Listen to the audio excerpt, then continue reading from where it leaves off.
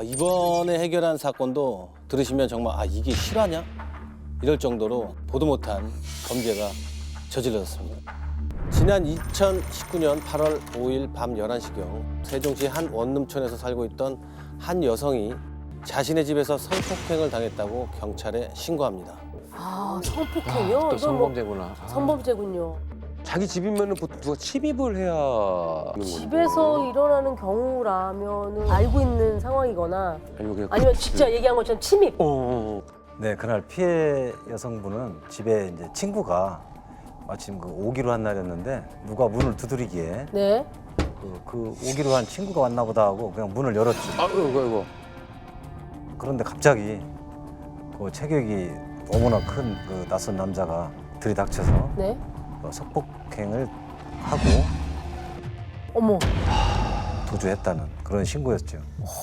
그 여성분이 이제 피해를 당한 후에 그 이제 신고를 했는데 이 범인이 이제 휴대폰을 빼앗아서 이제 도망을 갔어요. 근데 이제 마침 이제 그 만나기로 한 친구가 와가지고 그 친구 휴대폰 빌려가지고 이제 경찰에 신고한 상황이었습니다. 아니 피해자 입장에서는 멀쩡하게 자기 집에 있는데 집이라는 곳이 누구보다 안전하고 그럼. 평안함을 줘야 되는 곳인데 미친 진짜. 갑자기. 아니 그 뉴스에 보면 가끔 그런 거 보거든요. 그러니까 천천히 뒤를 따라가다가 그렇지. 예. 문을 열고 딱딱딱 비면서 눌러갈 때 문을 잡고 들어가는 거. 우리가 영화에서도 많이 보기도 하고 이제 그런 경우도 있는데 두들리고 들어왔다는 거예요. 이 경우는.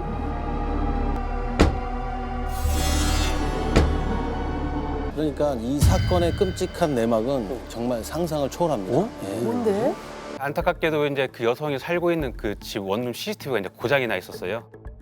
꼭 그런다니까. 참 안타깝게도. 꼭 이럴 때 중요한 CCTV가 작동이 안 되거나 그런 경우가 너무 많아요. CCTV 좀 관리를 조금 맞아, 더 맞아. 체계적으로 좀 맞아요. 잘했으면 좋겠어요, 진짜로. 그 화질 이런 것도 문제인데 각도를 잘 맞춰놔야 돼요. 각도가 중요하구나. 맞아. 이 CCTV 수사는 진짜 보이는 게 다가 아니고 좀 각도만 조금만 조절을 해도 용의자 추적하는 데 훨씬 도움이 되거든요. 그게 진짜 중요할 것 같아요. 근데 다행히도 그 여성분이 그 정신을 바짝 차려가지고 그 피해자의 옷차림 그걸 이제 정확히 기억을 하셔가지고 저희가 이제 그 피해자를 쫓는데 많이 도움이 됐습니다. 저희 세종 북부경찰서 형사들이 전부 출동을 해서 네. 그 주변을 샅샅이 뒤지고 그 일대 CCTV를 다 훑었습니다. 그래서 이제 피해자가 진술한 그 인상착의를 토대로 범인의 그 차림새를 따라서 그 CCTV를 추적을 했죠. 좀 뭐가 좀 나왔어요? 그 용의자가 이제 들어간 원룸을 밝혀냈습니다. 원룸으로 들어간 거예요? 네, 근데 이제 그것도 이제 피해자 집에서 한 1.5km 정도, 그 차로는 이제 3분 거리에 있는 어머. 가까운 원룸이었거든요. 굉장히 가까운 곳이네요. 1.5km 걸어서 그냥 다니는 길이잖아요. 완전히 걸어서. 더 끔찍하네요. 범인이 그렇게 가까운 곳에 있었다니까. 그러니까요. 네.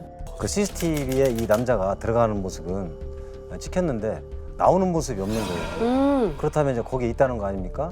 그렇죠. 그래서 긴급 체포를 하자.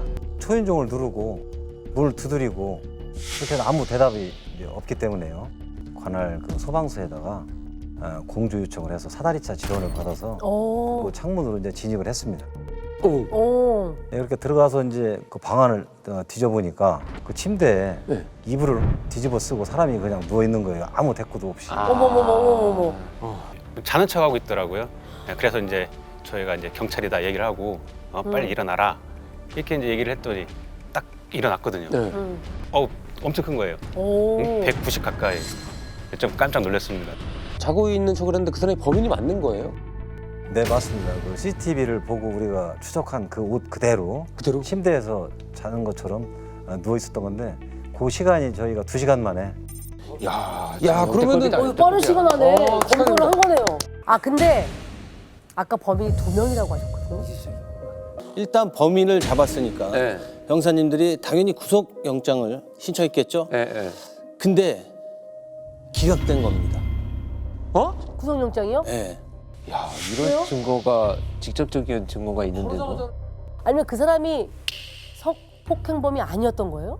아니요, 이제 본인도 다 시인을 했어요. 근데 내가 그 집도 간 것도 맞다. 왜? 피해자를 이제 강제로 억압해서 이제 성행위를 한 것도 맞다. 근데 자기는 이제 억울하다고 이제 주장을 하는 거죠. 뭐가 억울해? 뭐가? 왜? 뭐가 억울해? 뭐가 억울해? 지가 억울할 게 뭐 있어? 피해자를 박 씨라고 하고 그 여성을 최 씨라고 할게요. 그 피해자 박 씨는 뭐라고 주장을 하냐면 나는 그저 상황극을 한 것뿐이다. 상황극. 상황극? 최 씨하고 상황극을 했을 뿐이다. 이렇게 이제 주장을 하거든요. 그냥 상황극이 아니라 이거는 성폭행을 하는 범죄 그러니까 상황이죠. 강간 상황극이라는 거잖아요. 그게 무슨 말이에요? 뭔 말이야, 상황극? 쉽게 정리를 하자면 자극적인 성관계를 하기 위해서 누군가 침입해서 강제로 성폭행을 하는 강간 상황극을 만들었다는 얘기를 주장을 하는 거잖아요. 그러면은 피해자와 피의자가 합의가 있었다 이렇게 얘기를 주장을 하고 있다는 얘기인 거잖아요. 처음에 형사님들도 말도 안 된다는 그 변명이라고 생각했는데요. 상황극 직전에 랜덤 채팅방에서 두 사람의 대화를 나눈 증거를 확보하게 됩니다. 아, 있어? 뭐가 있어? 진짜? 어머, 이게 뭐야? 진짜 이런 만나 그거 하는만 올 건지 말 건지 그것만 대답해. 만나서? 최 씨가 올렸네, 심지어? 어머, 박 씨가 입장 왔습니다. 내가 갈게.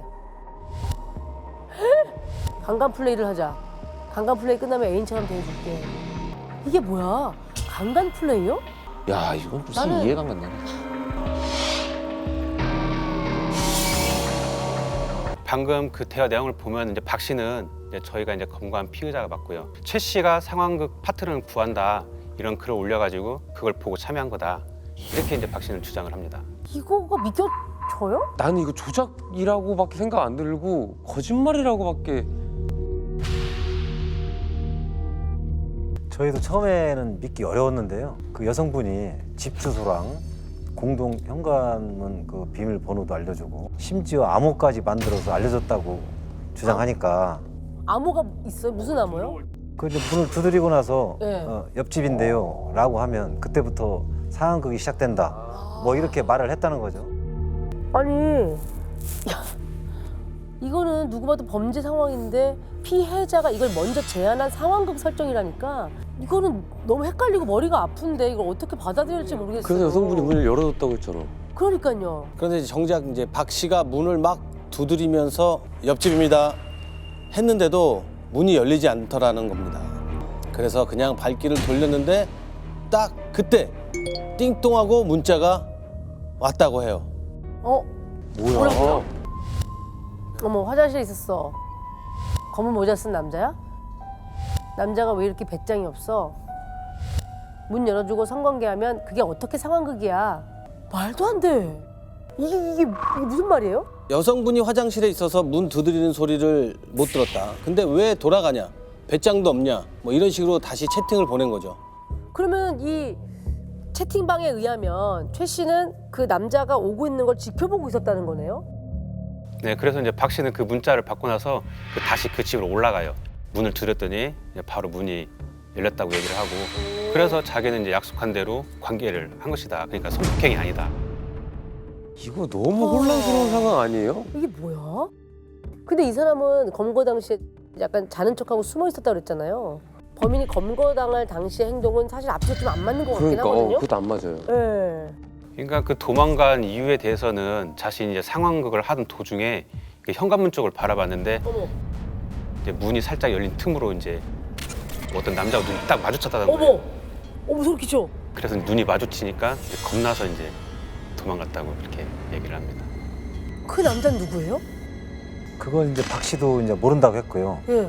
그래서 이제 자기도 너무 놀라서 순간 멈칫했는데 그 틈에 여성이 이제 신고를 하더라 이거죠. 순간 아 내가 덫에 걸렸구나. 저 남자랑 이 여자랑 한패다. 이런 생각이 들어서 도망친 거라고 주장을 했던 거죠. 야 이게 진짜 얘기가 뭐야? 어떻게 흘러가는지 모르겠는데. 그러니까 이제 지금 이 체포된 박 씨가 주장하는 것은 실제 이런 일들이 좀 있긴 해요. 근데 이런 경우에는 사실은 무조건 돈이에요. 돈 갈취하는 게 목적이에요. 상황 만들어 놓고 협박하려고 하는 거잖아요. 근데 이제 이렇게 되면 사실 신고를 하지는 않거든요. 왜냐면 돈을 갈취를 해야 되기 때문에. 근데 이 경우는 반대로 여성분이 친구 와서 친구 핸드폰으로 실제 신고를 했고 애당초 아까 문틈에서 훔쳐보던 남자가 있었다는 말도 그럼 그게 거짓말일 수도 있는 거 아니야? 그리고 또 그 채팅이 있잖아요. 아 그러니까 또 채팅은 또 있네. 채팅은 또 뭐고? 아 사건 참 복잡하네 이거 진짜. 그러니까 이 여성분은 뭐라고 하셨어요? 그 채팅 상황에 대해서? 그 남자와 채팅을 한 일 자체가 없다. 에? 그래서 이거 확실히 뭔가 더 있다 싶어서 저희가 그 채팅 내역을 확보하기 위해서 네. 그 채팅 어플 회사에 자료를 요청했죠. 그래서 이제 그걸 쭉 살펴봤더니 그게 그 여성분이 아니더라고요. 피해자가 아니었다는 최 씨가 거예요? 아니었던 거네 그러면. 그 최 씨 그 피해 여성이 아니라 20대 남성이었습니다. 남자요? 아까 문틈 사이로 지켜본 그 남자인가 보다. 뭐야? 그걸 알아봐야 되겠죠.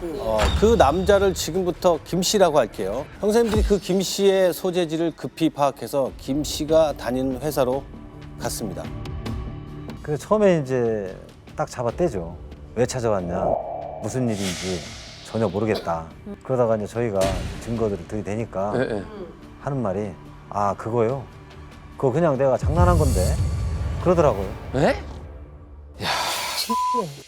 그러니까 자기가 이제 그런 글을 쓴 건 맞다 인정을 해요. 근데 이제 장난으로 쓴 거지 진짜 그럴 줄은 몰랐다 그렇게 얘기를 하더라고요. 뭔 소리야? 비밀번호까지 다 알려주고. 그러니까 그 성폭행이 벌어질 때 그 집 그 문틈으로 지켜본 것도 당신 아니냐 그랬더니 맞긴 맞는데 나는 농담으로 한 말인데 그 박 씨가 진짜로 가서 성폭행을 그렇게 성공할 줄 몰랐다. 어머. 갑자기 걱정이 돼서 미친. 확인하러 갔던 거다라고 하더라고요. 아니 말이 안 되는 맞다, 게 말이 안 돼. 걱정이 되면 가서 뭐 하는 거예요 하고 말리고 막.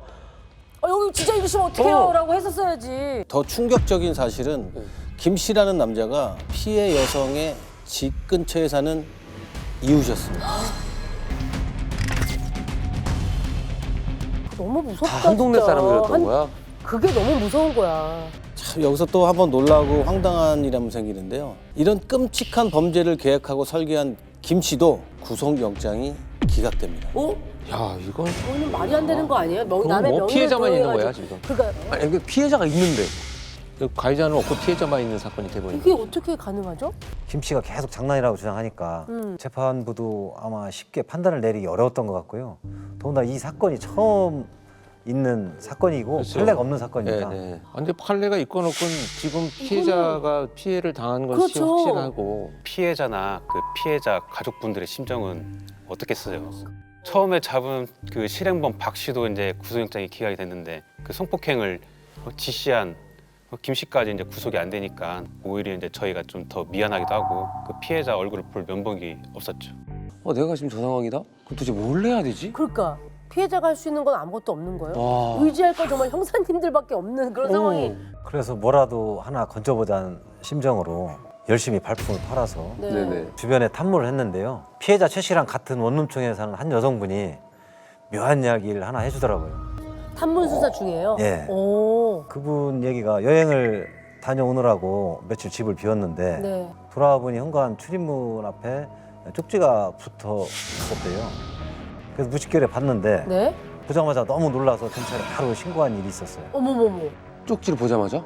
여성분이 보자마자 너무 무서워서 경찰에 신고했다는 그 쪽지를 제가 보여드리겠습니다. 맨날 베란다에 앉아 담배 피던데. 에? 집에 돌아다니는 걸 다 지켜본 거예요?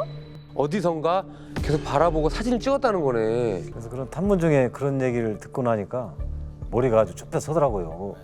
왜냐하면 성폭행 피해를 입은 최 씨도 며칠 전에 출입문 앞에 이상한 쪽지가 붙어 있길래 안 보고 그냥 버린 적이 있다는 그 말을 했었거든요. 피해자도? 예. 아, 피해자 최 씨도요? 같은 수법이구나 일단. 그래서 이제 저희도 이게 만약에 교사범 그 김 씨의 짓이 맞다면은 이걸 한두 번 하지 않았을 거다. 또 추가 범죄가 있을 거다. 이런 생각이 들더라고요. 그래서 이제 저희 관내 그 지구대에 이런 비슷한 신고 유형이 있는지 이제 쭉 알아봤거든요. 어머. 그랬더니 이제 피해자가 또 있더라고요. 또 있어 뭐가? 피해자 증언에 따른 대화 내용을 여자친구 있으세요? 호감이 있어서 연락드립니다. 결혼할 남자친구 있습니다. 연락 안 하셨으면 좋겠어요. 아 그러니까 어머. 쪽지가 연락처를 아니라 어떻게 쪽지가 아니라 이제 톡으로? 톡으로. 아 문자를 받은 그 여성은 이제 단칼에 이제 거절을 했는데 음. 한참 후에 또 이제 그 경악할 만한 내용의 문자가 이제 쏟아졌다고 이제 얘기를 합니다. 그 뒤의 내용은 더 충격적이에요. 미친놈이구나. 저만 간직해서 잘 보면 안 될까요? 미친. 어머머머머. 뭐 저렇게 당당해? 이만하면 사실이죠? 아니 뻔뻔하기까지 한대요? 이 정도면 뭐 방에 CCTV가 있나 확인해 볼 정도네. 다 마치 훤히 들여다보고 있는 것처럼. 너무 아니까. 그 피해자분은 이제 저 카톡을 받고 나서 이제 창문 근처를 못 가요. 밤에도 이제 불도 못 켜고 생활을 하고. 트라우마가 생기지. 당연히. 아니 근데 이게 톡으로 했다라고 하는 거 보니까 전화번호를 알았다는 얘기거든요. 그러니까. 그건 또 어떻게 알았대요? 주차장에 이제 차량 앞에 있는 이제 전화번호를 보고 이제 연락을 했더라고요. 아우, 아, 이제 공동주택이니까. 아유. 그런데 방금 본 저 문자 말이죠. 네. 내용도 충격적이지만 저 화면에서 눈여겨봐야 할 게 또 하나 있습니다. 어? 뭐요? 뭐요? 문자를 주고받은 시간입니다. 시간? 왜요? 밤 10시. 오후 10시 반. 김 씨가 문자를 보낸 날이 사실 상황극이 벌어진 바로 그날이거든요. 그날 오후 4시부터 밤 11시까지 총 26차례에 걸쳐 문자를 보냈다고 해요. 김 씨가 마지막 문자를 보낸 그 시각, 성폭행 사건이 동시에 벌어지고 있었던 그 시각이죠. 그러면 잠깐. 어머, 최 씨가 피해를 당하고 있던 시점에 스토킹 피해자에게 또 연락을. 또 연락을 하고 있었던 거예요? 아, 동시다발적으로. 동시에 지켜보면서? 김 씨에게 카톡을 받은 이 여성분 집에는 남자친구가 실제 같이 있었어요. 그래서 혼자 있는 최 씨를 범행 대상으로 김 씨는 한 명인데 어떻게 두 명 여자를 지켜볼 수 있었던 거예요? 거기가 이제 원룸촌이라고 했잖아요. 네. 그러니까 건물 그 사이사이 간격이 좁다 보니까 건물 옥상에 올라가면 누가 뭐라든지 한눈에 다 볼 수 있는 구조였어요. 아, 옥상. 옥상에 올라가서? 그리고 이제 그때가 이제 여름이라 이제 창문을 열어놓고 이제 생활을 하다 보니까 김 씨는 이제 틈만 나면 옥상에 올라가서 그 여성들을 지켜보면서 이제 범행 대상을 물색했던 거죠. 진짜. 아, 진짜 악질이다, 김 씨 그 사람 뭐 하는 사람이에요? 그냥 겉으로 보기에는 그냥 정말 평범했어요. 이제 직장도 멀쩡히 다니고 심지어 범행할 당시에 같이 사는 여자친구도 있었고요. 어? 아니 여자친구가 참나. 제가 장난으로 했는데요. 이거 샀다가 거짓말이네. 아주 계획적이고 치밀하게 자기가 준비했고 오랜 시간 스토킹했고 아주 흉악범인데요. 그런데 김 씨가 정말 그 악질인 게 피해 여성에게 범행을 시도했던 게 그날이 처음이 아니었었죠. 처음이 또 아니에요? 네, 그 사건이 이제 발생하기 며칠 전에 그 여성분이 이제 쓰레기를 버리려고 이제 나가는데 처음 보는 남자가 이제 현관문 앞에 와 있었어요. 그래서 이제 그 남자는 그 여성분에게 채팅창을 보여주면서 나랑 대화한 여자가 맞냐? 그러니까 이 여성분은 나 아니다. 무슨 소리 하는 거냐? 사람 잘못 찾았다. 이렇게 얘기를 하니까 그냥 가더래요. 근데 나중에 조사를 해보니까 그 남자도 이제 김 씨한테 속아서 그 여성분한테 이제 접근을 했던 거죠. 그 이미 그 전에 상황극을 지시를 했던 거네요. 2번을 지시했던 거죠. 한 번은 이제 지시했다가 실패한 이후로 이제 계속 이제 그 피해 여성을 이제 지켜보면서 또 상황극을 이제 만들었던 거죠. 그러니까 스토킹 범죄를 저지르면서라고 해야 될 것 같아요. 이거 지켜보는 것도 이제 명명백백 당연히 범죄 스토킹 아닙니까? 범죄죠. 스토킹을 한 거죠. 예. 그래서 그럼 김 씨는 어떻게 됐나요? 그 성폭행 상황극 교사 혐의와 정보통신망법 그 위반 혐의를 병합해서 검찰에 송치했는데 네. 그 1심 재판에서 13년을 선고받았어요. 13년. 13년? 하여튼 뭐 이렇게 끝났으면 좋았을 텐데요. 그 성폭행을 저지른 그 박 씨가 네. 무죄를 선고받았죠. 왜 무죄예요? 이제 그 박 씨가 성폭행을 인지를 했느냐 아니면 정말 속아서 했느냐 재판에 이제 쟁점이었거든요. 근데 박 씨는 이제 채팅 어플에 이제 나눈 대화가 실제로 있었고 그리고 한 번은 이제 포기하고 돌아가려고 하는데 다시 문자를 받고 올라갔잖아요. 이런 상황을 봤을 때 재판부에서는 이제 박 씨가 이제 상황극으로 이제 믿었을 가능성이 높다 이렇게 좀 판단을 했던 것 같습니다. 아 말이 안 되는 근데 이게 거야. 말이 안 되는 게 안 되지. 말이 안 돼. 몰랐을 리가 없었을 텐데. 그 문이 열리자마자 박 씨가 피해자의 목을 잡고 밀고 들어가면서 그 성폭행을 한 거잖아요. 네. 그래서 또 피해자가 누구세요? 하지 마세요. 명확하게 저항을 하고 그러니까 거부 의사를 밝혔고. 그랬음에도 그 무시하고 범행을 저지른 거거든요. 아 이거는 정말 상황극이라고 알고 한 거다라고 재판부는 판단했다는 거죠. 이제 그 피해 여성이 강하게 저항하지 않았다.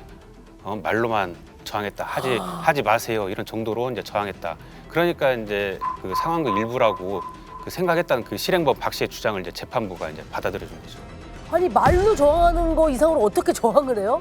그럼 그 사람을 때려야 되나요? 아까 그 박 씨가 그 키가 190 가까이 되고 이제 체격이 좋다고 했잖아요. 근데 피해 여성은 반면에 이제 150cm. 그래서 이제 그 피해 여성은 이제 몸이 얼어버리잖아요. 그런 상황에서. 당연하지. 네, 그래서 실제 이제 경찰 조사에서도 겁이 나서 이제 힘을 쓰지 못했다. 저런 상황에서 어떤 여자가 강하게 저항을 하겠냐 이 말이야. 그렇죠. 그 대처를 못했다고 해서 범인의 행동이 정당화될 수는 없고요. 당연히 그렇죠. 맞습니다. 게다가 실행 직전에 박 씨가 받은 문자에서도 석연치 않은 부분이 좀 있습니다. 아, 올라가서 시작하세요. 안에 있는 여자가 올라가서라고 얘기하냐? 올라와서. 그러니까 약간 3인칭 느낌이네 저 말 자체가. 그러니까. 제일 수상했던 건 박 씨가 그 성폭행을 하고 도주 후에 피해자와 주고받은 채팅 내역을 삭제했어요. 아, 그 채팅이 상황극의 증거가 될 수 있는 중요한 증거인데 그걸 그러면 왜 지우겠어요? 자기가 정당하면? 그 뭔가 깨름칙하니까 지웠을 거라고 저희는 그렇죠. 판단할 수밖에 없죠. 그렇죠. 이거 그냥 모르고 했을까요? 아니요. 제가 볼 때는 일단 문자를 받는 순간부터 뭔가 문제가 있다라는 것을 충분히 인식을 했고 또 아마 침입을 해서도 피해자의 저항을 보면 이게 상황극인지 아닌지 자기가 충분히 인지했을 가능성이 높다고 보여지죠. 그래서 이제 1심 무죄 판결이 난 후 우리 형사님들이 이 사건을 알리기 위해서 언론에 인터뷰도 하면서 끝까지 이 사건에 대한 관심을 놓지 않은 덕분에 2심의 결과는 달랐습니다. 어떻게 났어? 어떻게 됐어요? 네, 2심에서는 성폭행 그 실행한 그 박 씨한테도 징역 5년이 선고됐고요. 이거는 그 재판부도 박 씨가 상황극이 아니라는 걸 알면서도 충동 때문에 성폭행을 했다고 봤던 거죠. 근데 박 씨는 끝까지 억울하다며 대법원에 상고를 했어요. 아이고, 진짜 화나더라고요, 이것 때문에. 이 법을 악용한다는데 이런 게서 나오는 거예요, 사실은.